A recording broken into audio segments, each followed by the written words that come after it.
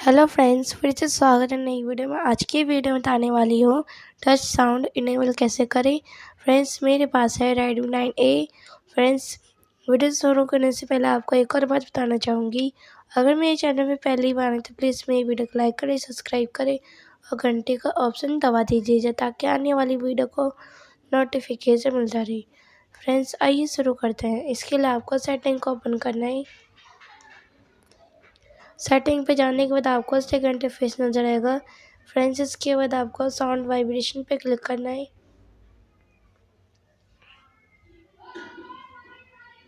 Friends, इसके बाद आपको एडिशनल सेटिंग्स पे क्लिक करना है।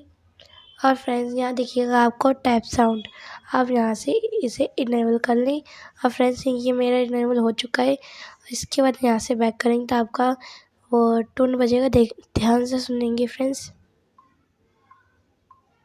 देख सकते हैं फ्रेंड्स, जैसे जैसे मैं बैक कर रही हूँ, होम कर रही हूँ, तो ये मतलब कि अलग तरीके की आवाज़ कर रही है, जैसे कि मैं किसी ऐप को खोलती हूँ। तो देख सकते हैं फ्रेंड्स, ये किस प्रकार से वो काम कर रहे हैं, देख सकते हैं।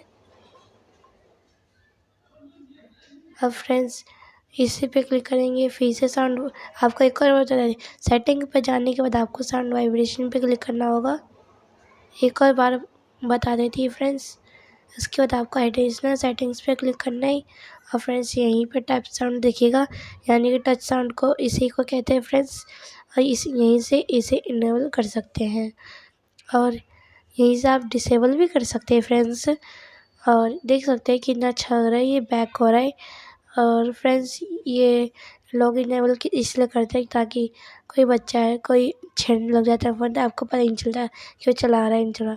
अगर आप टच साउंड को इनेबल करके रखेंगे तो आपको पता चल जाएगा, क्योंकि जब भी आप वो टच करेगा कुछ भी तो आपको आवाज़ झट से ही सुनाई देगी। इसी प्रकार से आप अपने फ़ोन में टच साउंड को इनेबल कर सकते हैं। आई होप प्लीज़ मेरी वीडियो को लाइक करें और चैनल को सब्सक्राइब करें। फ्रेंड्स, मिलते हैं नेक्स्ट वीडियो में नए टॉपिक के साथ। तब तक के लिए नमस्कार।